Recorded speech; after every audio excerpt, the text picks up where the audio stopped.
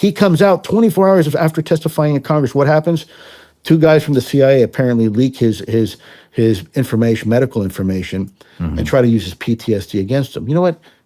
F you. Lou Elizondo has just flown off the handle. And by this, I mean he's literally gone off on one at the CIA, which was a completely left field thing, and I didn't expect to be covering that today, but here we are.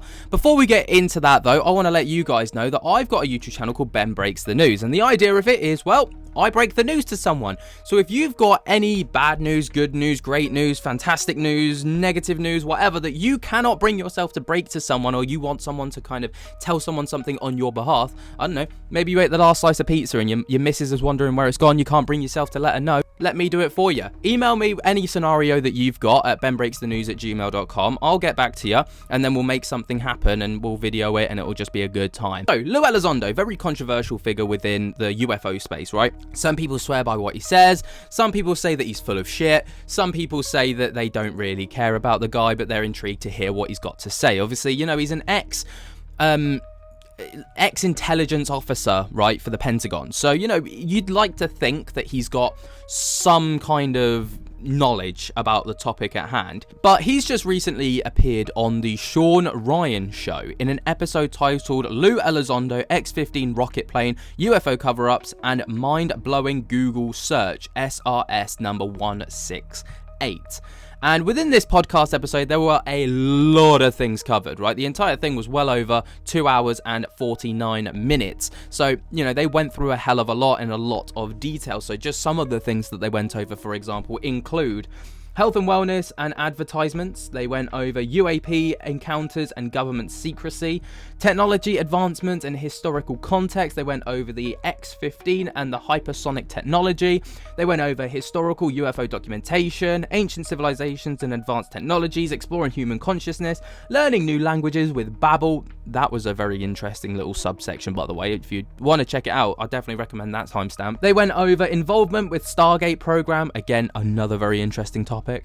They went over joining the army and hit Lou's early career. They went over the involvement with ATIP and UFOs, the credibility of special operators, the international concerns and UAP technology, and the need for transparency and truth. Obviously, that was always going to be the way that this whole thing was going to be ended, because ultimately that's what we're all after, isn't it? We want some kind of disclosure from someone about something, about anything. Like, at this point, we'll literally take anything, because we're just clutching on our knees, like, give us something, Lord. But, yeah, Lou Elizondo, obviously, you know, he was in Congress. He was one of the front runners talking to Congress about, like, the UAP cover-ups over the past, in the last congressional hearing back in 2024. Obviously dropped his new book as well, Imminent. That always kind of, then he went on a massive spree and all the rest of it. You know the story thus far. A really interesting takeaway that I found regarding this podcast was a segment where Lou Elizondo talks about the CIA, right? Especially around the time when David Grusch was actually coming out as a whistleblower. Now, obviously, that was huge. Like, one of the biggest whistleblowing things we've ever seen. It was way bigger than Jason Sands. It was way bigger than Jake Barber. It was way bigger than anything, because this was, like, so hyped. There was so much to this that went on. Is usually the case with whistleblowers. When they come out to talk about things, they get discredited by a lot of people. And usually it's the UFO community, but in this instance, it might have actually been the CIA. And that's what Lou Elizondo talks about in this segment here, where he goes off about a smear campaign against UFO whistleblower David Grusch, right? And how basically the CIA allegedly used Grusch's PTSD against him within this whistleblowing, you know, period. People in general will say, well, you know, how come we don't have more whistleblowers? Well, look, when the whistleblowers come out, how they're treated. Look at poor Dave Grusch. Here's a guy who I served with. We were at Space Force together, working the UFO topic, working for the UAP task force. That's what we were doing. That was our job, right? He comes out 24 hours after testifying in Congress. What happens? Two guys from the CIA apparently leak his information, medical information, and try to use his PTSD against him. You know what? F you. What low-life piece of crap person that would use somebody's combat PTSD against him. That is, you know, you who never done nothing, never popped nothing, never served nobody, You don't deserve it. Get your ass in the corner because that guy was a hero. He actually did the right thing. I saw him every day. And by the way, everything he said was everything he told Congress was correct. And a lot more he knows that he hasn't said. And so what's his reward for speaking his truth? What happened? Oh, this guy, alcoholic. Oh, this guy, PTSD. I mean, that is the reaction by certain elements within a corrupt system. You know, the problem is that there's a very sophisticated capability to try to smear people like that. Wait till the real truth starts to hit. People are going to go crazy.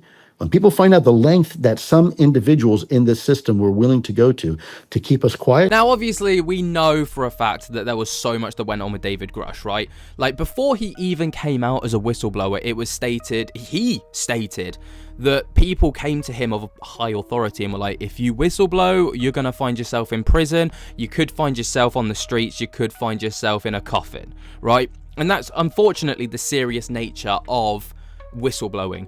But thanks to, you know, people like Bob Lazar, for example, who have like introduced the dead man's finger or dead man's trigger or whatever you want to call it. Basically, the idea is that anything happens to you as a person, someone just clicks a button and all of the information that you've got and all the receipts and proof that you've got just gets uploaded to the internet, right? And I think Grusch probably has something like this in place. I'm sure Lou Elizondo probably does as well. I'm sure Jake Barber, I'm sure all of these people probably do, which obviously is a bit of a counter safety measure, I suppose, to their own safety regarding this. But it's very interesting, obviously, to hear that people of high authority, people of high, you know, just high authority will do anything and everything just to smear the name of the whistleblower, just to try and discredit them, right? And using someone's PTSD from their, you know, experiences of being in the military is so fucking shady that it's actually low-key disgusting. But unfortunately, it's just the tactics, I guess, that we've become accustomed to in this day and age when it comes to whistleblowing. And unfortunately, it's just the nature of what we've seen in the coming age, right? What do you guys think of this? Obviously, it's not exactly new information, but then again, it's very interesting to hear it from the mouth of another whistleblower who, again, is trying to be an advocate for whistleblowers. And this kind of stuff just kind of puts people off wanting to be a whistleblower, because it's like, well, I'm going to have my, you know, career prospects destroyed, potentially my family's life endangered, potentially my life endangered, potentially, you know, this, that, and the other, and the smear campaign that comes with it is just diabolical. But, again, what do you guys make of this? Let me know your thoughts and opinions down in the comments below. Do you believe Lou Elizondo? Do you believe David Grusch? Or do you think they're full of the brown stuff? Let me know your thoughts and opinions down in the comments below. While you're down there, jump scare the hell out of that like button. Subscribe if you're new, and until next time, I'll speak to you later. Peace.